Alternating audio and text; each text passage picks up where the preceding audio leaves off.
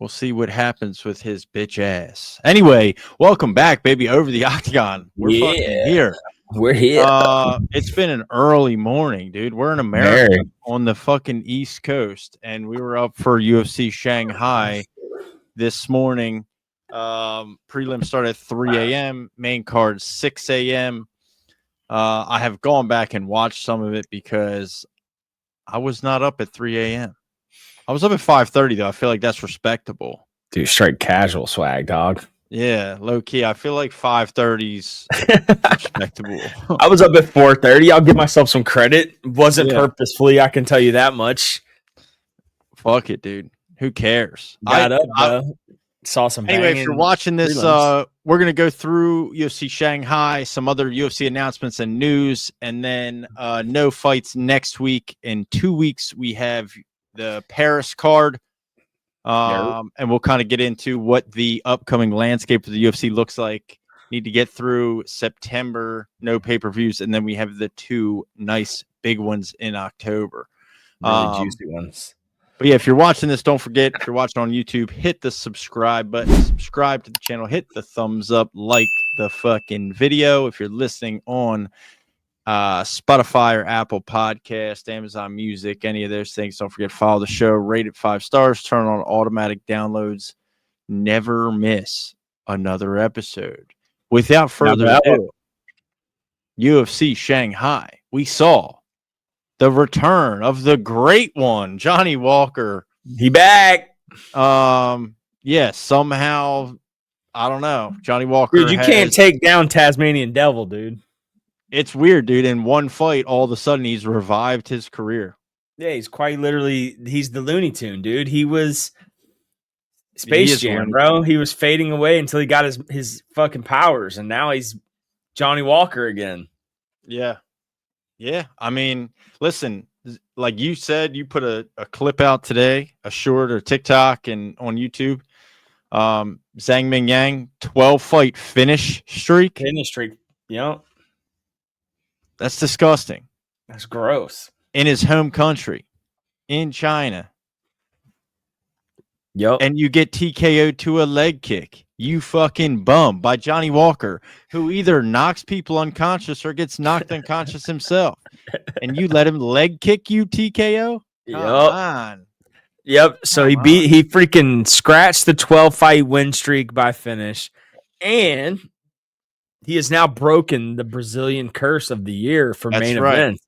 1-11 on the year, and Johnny Walker is the sole leader of the pack. So going into so just for anybody that wasn't aware of that statistic, going into UFC Shanghai as Johnny Walker is the main event. In 2025, Brazilians were 0-11 in main event fights in 2025. And of all people to break that curse, it was going to get broken no matter what come noche, because you have two Brazilians main eventing. That's true, too. So, but I don't know if that counts. Nah. I don't think that really counts. But 0-11 going into UFC Shanghai. Who gets the dub for Brazil? Johnny Walker, fucking dude. Walker? Might as well put a fucking statue up, dude. Put him in the Hall of Fame. Dude, what's that? What's the Jesus statue they have in Brazil? Yeah. Dude, put a Johnny Walker statue next to that thing, dude. Of him just making his stupid face that he does at the end of his fights. Yeah, as long as he's not doing the worm anymore and dislocating his shoulder or whatever the fuck he did that one time. Oh, man. But, dude, performance of the night turns back a dangerous up-and-coming contender at 205 in Zhang Mingyang from China. So, like you said, 12-fight win streak. 12-fight finish streak. Crazy, dude. Just gotta give credit to Johnny Walker, though, man. I mean, the dude was he was fucking getting beat, dude. He was becoming an embarrassment in the light heavyweight division. Yeah, he's a meme. And then he takes a year off, gets a break, comes back, and he's like a fucking brand new person again. So it's interesting, even looking at his, like, it's really, so he got headbutted against Ankalaev, right? Yep. Draw. That was the whole in the desert. Where are you in the desert? Or Like, no you know where he contest. is. Yeah. No contest. Then Ankalaev knocked him out. Then he got knocked out by Ozdemir. That's a bad loss. But like even previous to that, dude, he lost to Jamal Hill. He got knocked out by Jamal Hill, Yeah, but that was Jamal when he Hill was went like, on. Yeah, Jamal Hill went on to be a that. champion after that. It's true. You know and what I mean? Ankalaev. Right. And I'll tell you, looking at Johnny Walker's right. So like his recent losses really are two champions or post and then the top 10 fight. Yeah. Yeah, is champion. So, but here's what I will say, and what I think you do next with him. I think you give him Bogdan Guzgov. Nah, Nikita Krylov. So he lost to Nikita Krylov back in 2020. Okay. I think you let him try to get that dub back. Like what did he call out Jan Blachowicz? Did he? I don't know. He's asking for that. I saw that being thrown around today. Absolutely not. Absolutely not. He's the 5th ranked light heavyweight right now. Absolutely not. Yeah, but he's also like old. For sure. I don't care. Johnny Walker at 13 after being a meme gets one good win and wants a top 5 fight. I'm sorry, dude. No, thank you. No, thank you, dude. No. He did beat a guy with a 12-fight finish streak, though. It's a huge win for him. Big ass win, dude. But you it never ain't know. that He may have turned curve. If you're gonna give him Jan Blachowicz, then you give him fucking give him Ankalaev, dude. Something. Yeah. Nah, just give him Ankalaev. Let him fight for a belt if that's what we're gonna do. Yeah. I mean, Jan Blachowicz is gonna have to fight back though, because he's really kind of like. Who even knows if he's? Yeah, nobody really knows what he's doing though, right? But that boy Johnny Walker was like, who can I possibly beat to slide my way into the top 5 out of nowhere? That would be Jan Blachowicz. Sure. Or give him Jamal Hill again. Fuck it. Rematch. It ain't happening, dude. Put 2 idiots in the octagon. You give him the fringe top 10 guy at 11 or whatever. Nikita Krylov, let him try to get a dub back. He should beat Nikita Krylov, in my personal opinion. He lost to him before, so we'll see. Well, maybe you're right. Looked like dog shit in his last fight. Yeah. Well, Johnny Walker looked like dog shit in his last fight too, up until now. So who knows? He may be learning leg locks from his brother, though. You never know. Dude, if he comes out heel hooking motherfuckers, that's gonna be crazy. Yeah, you never know, bro. Don't. But brotherhood ride together. Dude, that wasn't that. This honestly, this was not a bad main card. Like, not a lot of finishes, aside from the main event, and then the first fight on the main card, which we'll get to, is bullshit. That fight should have been a no contest or a disqualification. But Kiefer Crosby's a dumbass. Because he got kneed in the face on the ground. Yeah, and then he was getting his ass whooped, though. I know, bro, but then he said he could continue and just got knocked out 10 seconds later. Like, yeah, I know. Like, brother, bro, how could you as a man say I'll take the easy win because I was getting? It's not about the easy win. It's about you just got kneed in the fucking face. He was going to lose anyways, regardless. I ain't mad at it. Fuck it. Yeah, he shouldn't have continued. He would have looked like more of a. They could have ran that shit back if he said no. They could have ran that shit back later. No, he wouldn't have. Dude, that was an egregious foul. That's one of the worst. But he was getting his ass whooped, dude. Like, he was legitimately getting his ass whooped. For sure, but it doesn't matter. Like, so it's like if he would have said, nah, I'm good, bro. Like, he'd have been like, okay, this guy's a bitch. They would not have run that back because he was legit getting his ass kicked. Well, speaking of taking wins off getting kneed on the ground, Aljo got a win off Brian Ortega in the co-main event. Decision win, but 50-45 them. I mean, dominated. Brian Ortega, Brian Ortega might be, I don't know, dude. He either doesn't fight at all or he's super fucking good. It's weird. He beat the shit out of Yair and submitted Yair, looked awesome. Yeah. Then gets knocked out and knocked back into consciousness by Diego Lopez. And then watching this fight today, he literally threw no punches. He threw 2 punches in the first round or something. How do you let Aljo, a wrestler of all people, just technically pick you apart on the feet? I saw somebody say What the Aljamain hell? Sterling is the only person in the UFC that can't finish someone with a spinning back elbow. Yeah. Well, dude, that was well, Like, and what then, the so fuck? yeah, but that's the thing though. Like that is Ortega though, right? Like Ortega's weird like that to where that was so clean. Did you I see know. that slow He down? ducked under the punch and just went whack. Boom. Dude, It was that beautiful. was beautiful. Yeah, it was sick. I mean, I don't know how Ortega ate that. I have no I idea mean, how he ate Ortega that. does have a fucking chin, dude. He does. He has a Like a weird crazy, weird ass chin. he does, dude. But he got dominated in this fight. Truly, he got dominated in this fight. I mean, 50-45. I think one judge had it, two had a 50-45, one had a 49-46. They probably gave him that last round as he was sprinting at Aljo, throwing wild hooks. Yeah. I mean, respectively, though, I like Aljamain's call out of Volk. He makes a Yeah. good argument of, hey, he's 36, I'm 36. Lerone Murphy, you're young. Let me get one Lerone more chance. Murphy's 35. He is 35. That's Yeah. true. But he's still young in his fighting career, I feel like. He's 35. Like, it's weird because of where he is in his career. Yeah. That there's this notion that Lerone Murphy is like young in his late 20s or maybe early Feels 30s. like he is. Right. It's just because of where he is in his career, how long he's been in the UFC, whatever. But he's 35, dude. That's crazy.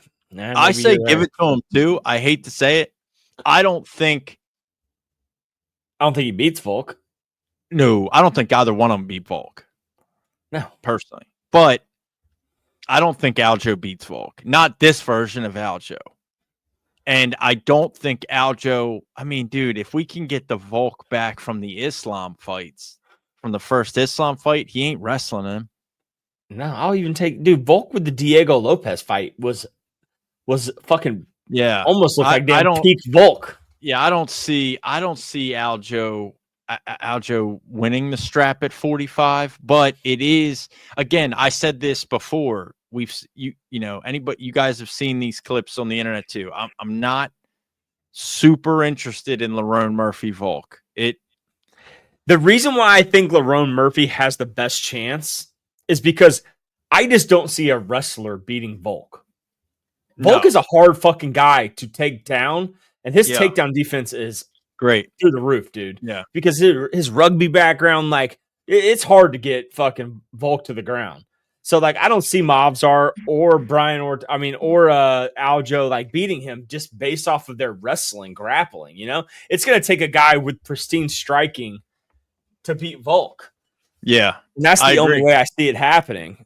I just don't see a wrestler beating Volk, in my opinion. That's why I think Gian Silva has a good chance. Diego Lopez has a chance, but he's too wild with his punches. Yeah. So it's like you're going to need a strategic striker to fucking beat Volk. I am very interested in that fight at UFC Noche and the winner fighting Volk, because both of those matchups, the rematch with Diego Lopez and the John Silva matchup, both are super interesting. Like, I'd love to see how Diego Lopez approaches that rematch. Yeah. And Mavzar has never even won a fight by finish. So, like, I don't even think Mavzar has more cancellations in the UFC than he has fights. And no finishes. Yeah. That's the only thing. Like, Mavzar's about to get, what's going to happen to Mavzar? It's going to be like Muhammad Makayev. Oh. They're going to end up cutting the number one contender. And he's going to be like, this is fucking bullshit. And it's going to be like, dude, nobody fucks with you. Then he's what I mean? Fucking karate combat against some Joe that they found out the back of a steakhouse. Yeah. Nobody likes you, dude. Yeah. Truthfully, I don't know what you do with him.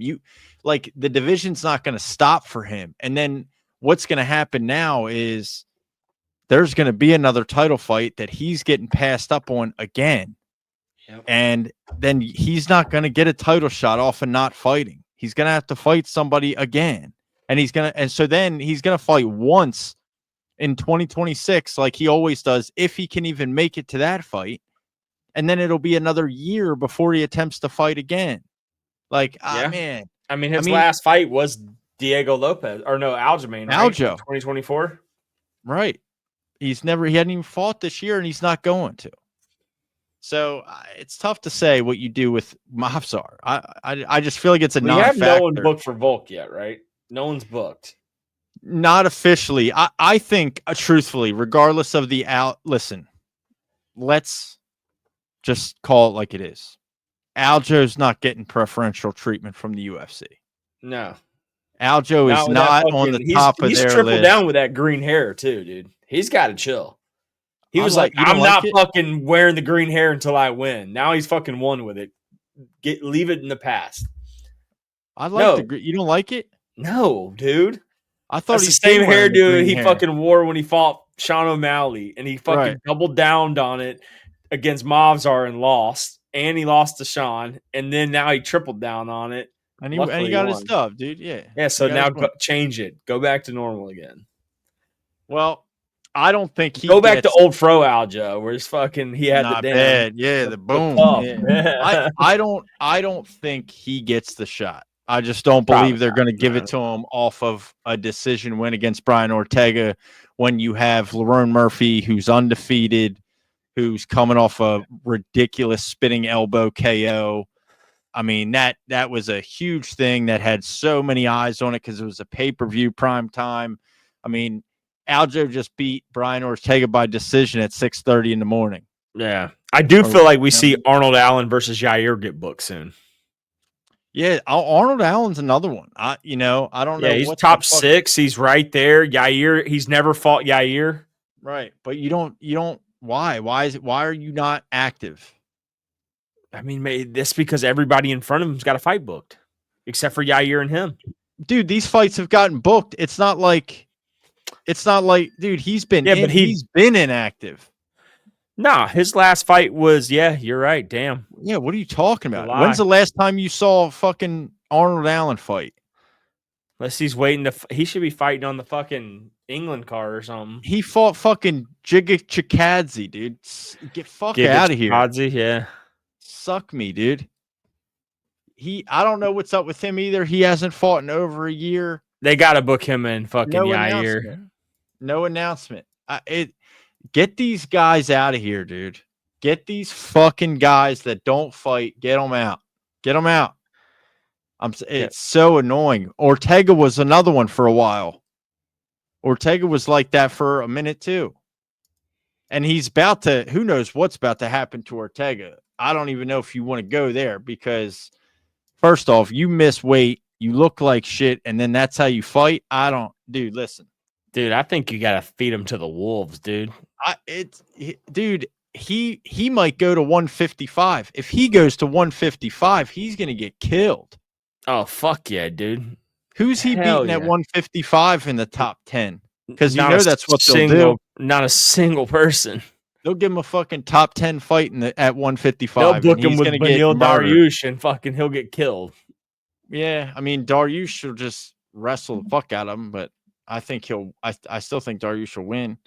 Yeah, I just don't. There's no good path for Ortega right now. He just put himself in such a bad situation with this weight, missing weight, 8 pounds over, catch weight.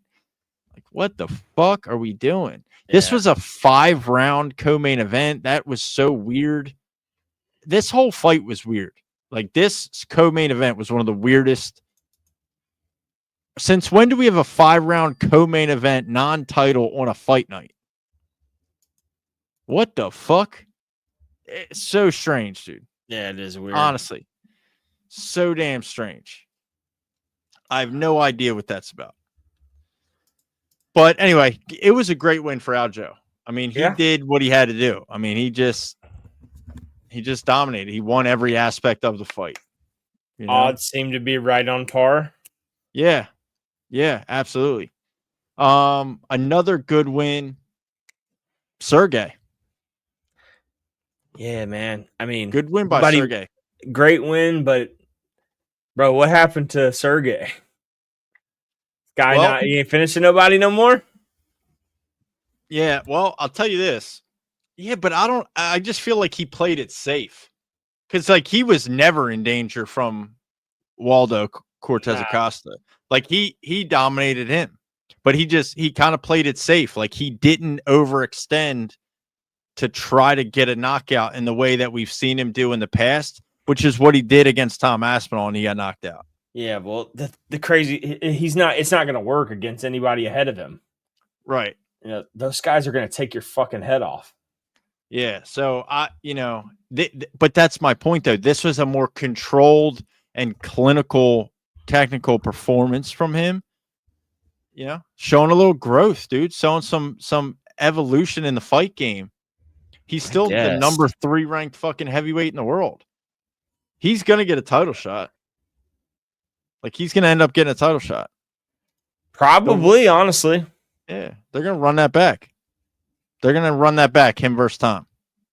Unless they pair him with Volkov.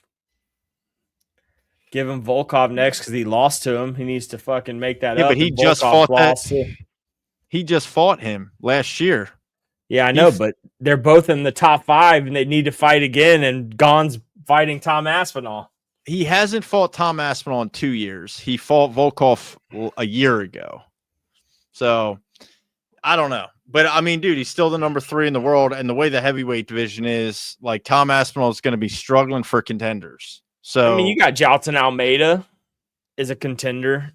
Derek Lewis, as crazy as it sounds. Could be a contender. Yeah. Just like, I guess Mick Parkin too, right? Is that who you're going to start off these stupid ass fucking trash? No, not. I'm talking about out of the top 10. Tai Tuivasa? No, not a chance. Marcin Tybura? Come on, dude. Hey, Jailton Almeida is a contender. Curtis Blades is lost to fucking Tom Aspinall.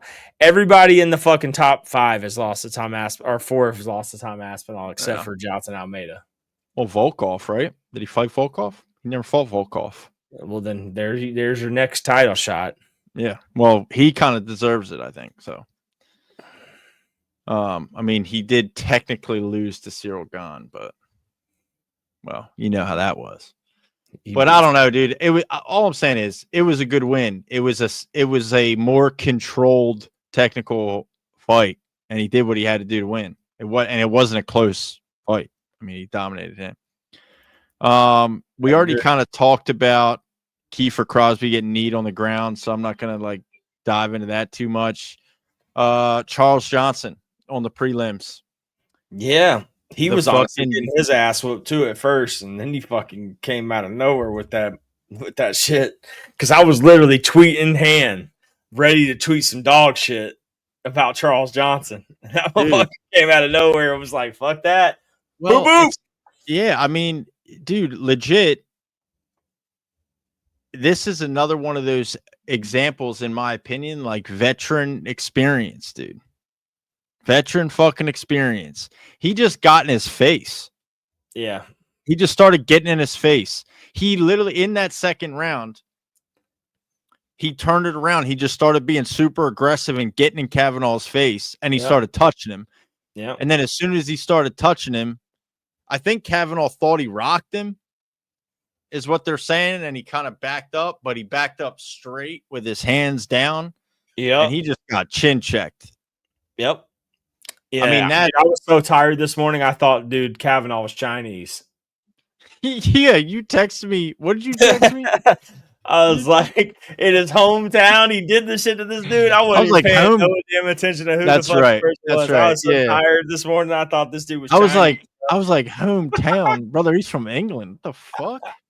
He's from Cage Warriors. I wasn't even paying attention, dude. I was just like watching the fight, just watching. Yeah. We watched him fight. We watched the Contender Series fight last year. I know, dude. That's why I shouldn't. That's why they should never do 3 a.m. cards again. True. That kid is good, though. Like, that kid's really good. He was piecing up Charles Johnson. I mean, to be fair, you know who else Charles Johnson has win over? Joshua Van, yeah. Yeah. So a loss to Charles Johnson might just be the catalyst that gets you to a title shot. I don't know. Bro. I mean, every division has a Neil Magny. Right. Yeah, well, Neil Magny turns people back around. Charles Johnson, turns them around, and then they jump over him into a title shot. Into a title shot. He never even gets into the top 10. He never gets top 10 fights. They just keep him right there. This was a big win. He got a performance of the night bonus. Super deserved. And then Johnny Walker, obviously, performance of the night bonus. And then Kyle Daukas. Motherfucking Kyle Daukas. The Cage Fury middleweight champion. Obviously, like, if people don't know, Kyle Daukas was in the UFC. Lost to our boy Eric Anders. Lost to Roman Dolidze. Beat Jamie Pickett. Lost to Phil Halls. Beat Stoltzfus. Lost to Brendan Allen in 2020. So, got cut, wasn't in the UFC, went back to Cage Fury, dominated the regional scene again. And I don't know how he got this call or what the circumstances surrounding this were. I mean, he was a pretty big underdog at plus 215. I don't know what the circumstances were, if there was a cancellation, if he took this shit on short notice. I don't know, brother, but I don't know either. But the downfall of Michael Pereira needs to be studied. This was a short notice fight. Michael Pereira was supposed to fight Marco Tulio, who's 14-1. And I guess Marco Tulio fell out, and that fight went to fucking Kyle Daukas. And Kyle Daukas came in and knocked out Michael Pereira. Yeah, dude. Yeah, I mean, Michael Pereira was on a little bit of a heater. Actually a pretty big heater. Yeah. 1, 2, 3, 4, 5, 6, 7, 8, 9. A 9-fight win streak until he got KO'd by Fluffy Hernandez. Then he lost to Abu Smagomedov. And now he just got knocked out by Kyle Daukas. Dude, crazy. So, yikes for that's bad for fucking Michael Pereira. But I mean, Kyle Daukas too, coming out with his brother to The Boys Are Back in Town. That's pretty hell gangster yeah. walk out too. I love that. And then to have a performance like that. Yeah. I saw him tweeting shit like well after the card was over. I have no idea what time it was in China. That motherfucker was just hyped up on adrenaline, having the time of his life, dude. Was probably like, I can't fucking sleep. What best night of his life type shit. But that was super cool. I mean, 100%. Kyle fucking Daukas, dude. Kyle Daukas, dude. Crazy. Fucking Daukas. Weston Wilson got knocked out. Not super surprising there. Overall, pretty. This was fun. Even the decisions, they were fine. I don't know. I mean, nothing, kind of a mid-fight night, in my opinion. Dude, Weston Wilson needs to go, dude. They need to send that motherfucker to a different organization. Yeah, he sucks. He sucks. Let me ask you this, though. What did you think of the China crowd? Bro, I don't know. It was I heard. weird. I saw your tweet. I did see that they were only reacting to reactable shit. That's it. They weren't even saying nothing. So the best comparison I saw today was that the Chinese crowd was like the crowd from Wii Sports. That's hilarious, actually. You remember Wii Sports? Yeah. Dude, that's literally how it was. And so it makes sense. It would be dead silent. Somebody would land a punch or a leg kick, and they'd go, whoa. And then it'd be dead silent. And then somebody land a punch, they'd go, whoa. Dude, it was so weird. It was so strange. I don't know if that's normal there. I have no clue. It was unbelievably strange. I feel like it definitely is normal there. Probably, yeah. 100%. Yeah. What else do I want to talk to you about? All right. Referees. We talked about this briefly today. Yeah. All right. So, what was it? 2 weeks ago, right? 2 weeks ago, Dricus du Plessis, Khamzat Chimaev. Yep. Khamzat in a dominant position on the ground, passing the guard, gets stood up. And then today, and this isn't really the same, but it is the same, Brian Ortega is just sprinting at Aljamain Sterling. Aljo's running around the cage, not letting him sprint at him, throwing hooks. They tell Aljo, they stop the fight, call time, stop the fight, tell Aljo that he has to engage. Not saying that he doesn't have to engage, but like circumstances matter, right? Like, he's not avoiding a fight. He's not fighting. But like, so what you're telling him is what I said to you earlier is, oh, just fucking, you need to stand and bang with Brian Ortega after you've been beating him for 4.5 rounds. Yeah, like, dude. What? When did this start? I don't remember this being a thing. Herb Dean's definitely is the one that started this. I don't remember what fight it was, but it was definitely a Herb Dean fight. I'm like 100% positive. Herb Dean started fucking letting people up. And I feel like it was Sean O'Malley, Merab. You got to work, Merab. You got to work, Merab. Yeah. Yeah. Maybe you're right. I think it may have been. Dude, anybody, if you're listening to this, you're watching the video, please, in the comments, let me know, when did this start?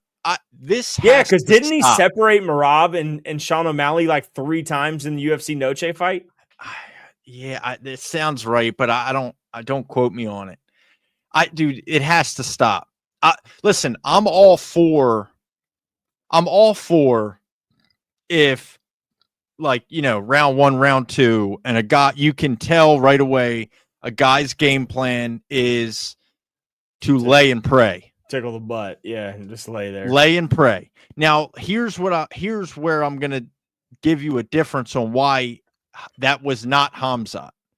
We can sit here, and I'm not going to, Khamzat did not do a lot of damage, right? Everybody's pretty much in agreement on that. Yeah, I don't think that's debatable. But Khamzat definitely advanced to dominating position, past guard, sure, crucifix. Like, it's not like he was just take down, lay on top, and just stay on top of him and do nothing. Yeah. I mean, like, he was active on the ground. He didn't get the damage that you would like to see from those positions, but that's credit partly to DDP as well. Sure. But then, and now we have this. Oh, you have to engage. They stopped the fight to tell Aljo that he has to engage. What since when are we okay with, like, why is a referee putting himself? They always say, don't get me involved, right? Isn't that what we've heard that for years when it comes to fouls with fence grabs and eye pokes and low cup shots, all these things. Don't make me get involved in this fight. That's what I remember. That's how I remember the role of a referee being played in these fights for years and years and years.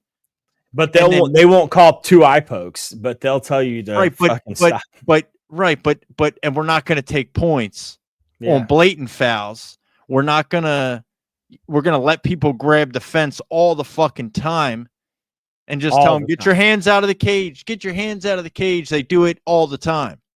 Nothing. Eye pokes. Nothing. And then Aljo being up 4 rounds to none. And dude, like, it's so weird, but like, dude, I'm like a staunch Aljo defender in this situation because it's fucking ridiculous.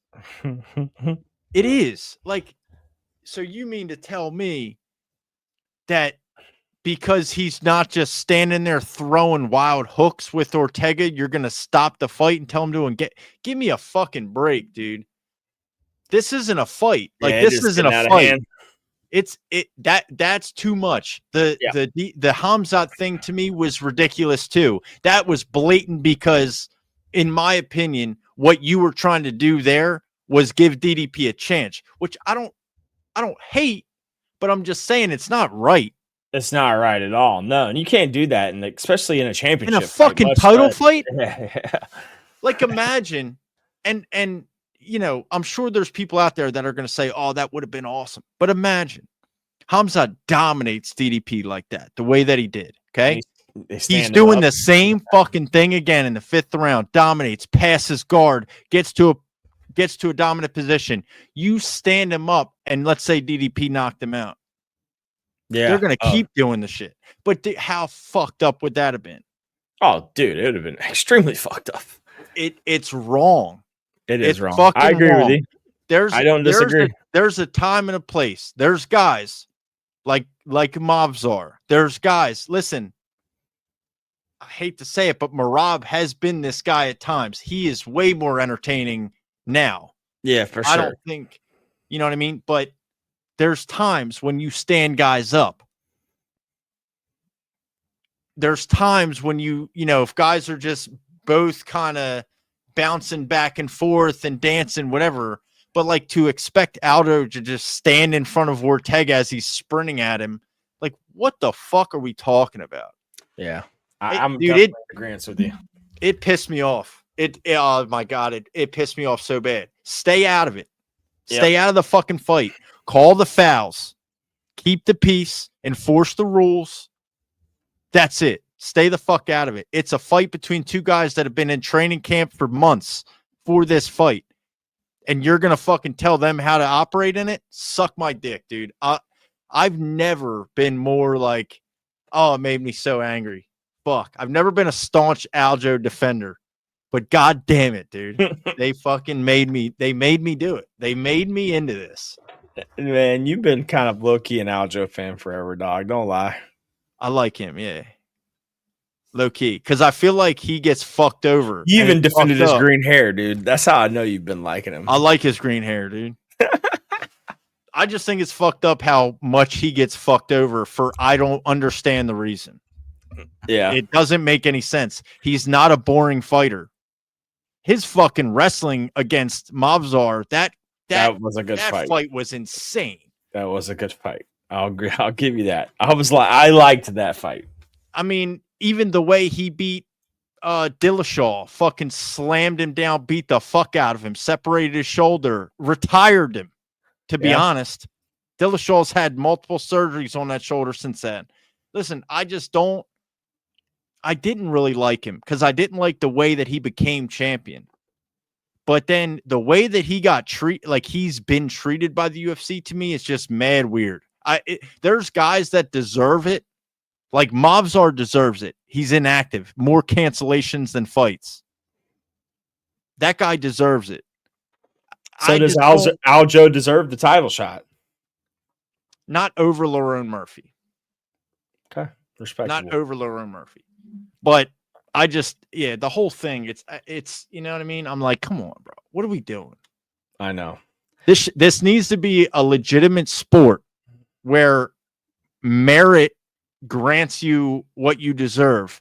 The way you're dominating a fight should mean that you're winning the fight, not that the referee's going to tell you need to fight differently now. Yeah. Again, there's a time and place for it. There are guys to where that applies to. This fight wasn't fucking one of them, and the Hamzat DDP fight wasn't fucking one of them. Just because you should just be a ref, Marky. You should just be a ref, dog. I don't even want to like hate on refs either, because like I like all those guys. I mean, and that was a veteran. Yeah, but they're the ones that are doing it, and I don't know if they. I don't know, man. I struggle. Like I don't want to like shit talk them, even though I know I have been. I don't want to shit talk them, but like I feel like they are trying to influence fights to go the way that they and what they think the fans want, which regardless, that's not what it is. It's a fucking fight, dude. Dude, I can't help it. We enjoy the true aspect of martial arts. We're not one of the fans that just want to see the knockouts. We're not one of the fans that I love knockouts. I love them too, but we are true fans of the sport. Well, that's why we'll always fucking. That's why we do what we do. That's why we come on here every week. That's why we talk shit about some of the shit the UFC does, because we enjoy the sport of martial arts. Yeah, that whole thing just, oh my God. I didn't like it when they stood Hamzat up. But like, whatever. He ended up still dominating. They stood him up. He just took him right back down. Yeah. Like whatever. But that was stupid. And then this, like, what the fuck are you talking about? You're gonna. Hey, the best time of the year is right around the corner, brother. We are coming into the end of the year. Yeah. We have some great cards ahead of us. Wrestling starts in a month. We're turning corners, boys. So the best time of the year, fall, is approaching us. That's when the best fights are in wrestling, baby. We're here. So we have no UFC next weekend. Do have college football starting next weekend though. Hey, college football started today. Well, technically, yeah. This is apparently this like week 0 thing. This isn't a football podcast, so I'm not going to get too into it. But like this week 0 thing is fucking stupid. It's week 1. You can say it's not week 1. Next week's week 1. I thought it was really cool though that they opened the season in Dublin, Ireland, and yeah, that was pretty sick. Yeah, well, they played there last year with Notre Dame. Yeah, that's sick. So anyway, next weekend college football does start, but no UFC next weekend, and then the following Saturday, September 6th, is the Paris card between Imavov and Baralho. And then you get 2 fighting nerds on that because the co-main event is Benoit Saint-Denis and Rufy. Yeah. Fuck. Oh, for next week? 2 weeks. Oh, 2 weeks. Noche. No. Noche's in 3 weeks. 2 weeks is Paris. Oh, that's so they're Baralho and Imavov. In Paris is BSD and Rufy. Co-main. 2 fighting nerds. Oof. Yeah. I think Rufy beats BSD, but in Paris, that's as good of an advantage as you're going to give it to BSD. You give him home field for sure. And Imavov. Their backs are against the wall. Yeah. Yeah. Paul Craig back at light heavyweight for some reason. So excited. Fair ZM, who's pretty sick. Also French, who knocked out Matt Frivola there. Yep. So this would be a pretty good card, I believe. Paris always has a good crowd too. Those crowds in Paris are bananas. Yeah, Paris has a great crowd. Those fights are always those crowds are always sick. So yeah, that's gonna be awesome. What time is that card? Noon. I love that. Yeah. College football and UFC? No. 2 weeks. Yeah. Well, yes. Yes. Technically, yes. Okay. Oh, we got a strap. So prelims at noon, main card at 3 p.m. Easy money. Take my money. And you know what the best part is? You know what the first fight on that card is? What? Opening at 12 o'clock noon. Some bitches. Shauna Bannon, baby. The new, after Michelle Waterson Gomez retired, the new karate hottie, Shauna Bannon, makes her return to the octagon at 12 noon, Saturday, September 6th in Paris. You love some Shauna Bannon, dog. Damn, boy. Mama B, baby, sign me up. That's funny. But yeah, man. I mean, we got it all tonight, man. And then the following week, so that's in 2 weeks. The following week, September 6th, is Noche, which is in Texas for some reason. But that is obviously main evented by Diego Lopez. San Antonio. Silva. Yep. And then we did get an announcement for Noche, Rob Font versus Raul Rojas Jr. I did see that. Yeah, so that is the co-main event of UFC Noche. I hope Raul Rojas has learned how to fight veterans. Well, dude, and I don't know if you remember, Rob Font kind of turned it back around. He looked really good in his last fight. This is a difficult matchup for Raul. It is. Jared Gordon on that card. And then obviously some good Mexicans. Tatiana Suarez, Amanda Lemos for our women's MMA fans. Holla at me. Holla. Now that, the fucking Tatiana Suarez is better than Zhang Weili shit has died down. She can go fight Amanda Lemos on the prelims of this card. Prelims? That's so bad. And then from a title shot to be on the main card. It might be on the main card.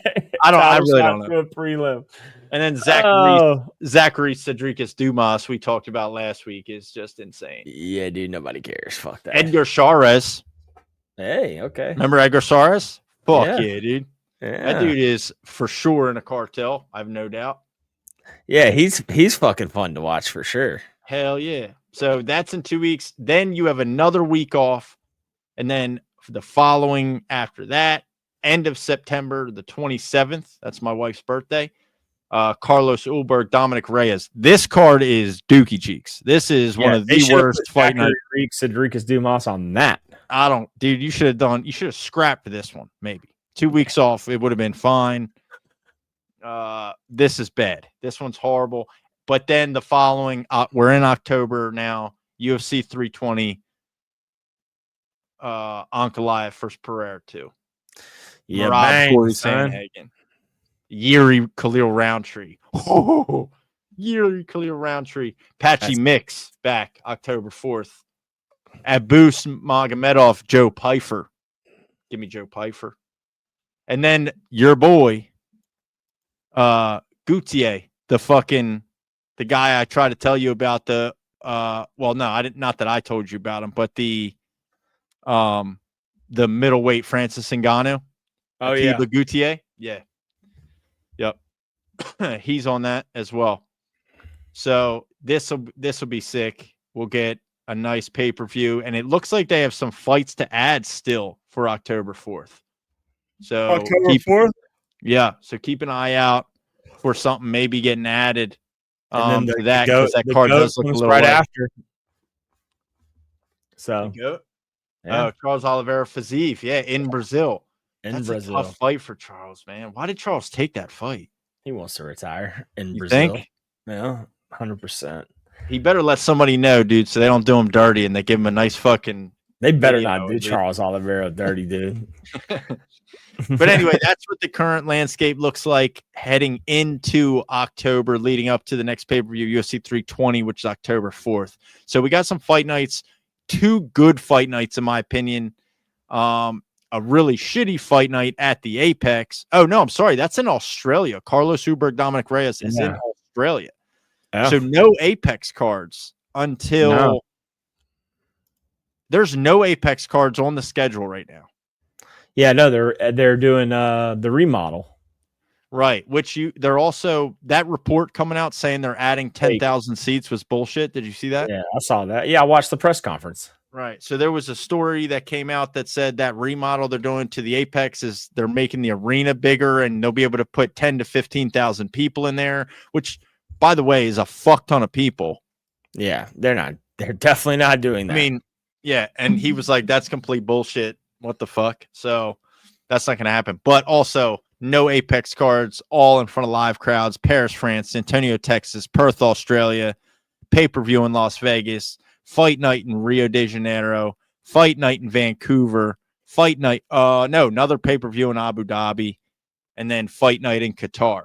So we're staying in the Middle East towards the end of October, November. Yep. It'll be sick. But yeah, don't forget, subscribe to the channel if you're not already. Follow us on all our social medias, TikTok, Twitter, Instagram, Spotify, Apple, all that stuff. Keep you up to date on all things MMA and UFC. And you better. Yeah, baby. Keep it hot. Yes, sir. See you on the next one. Peace.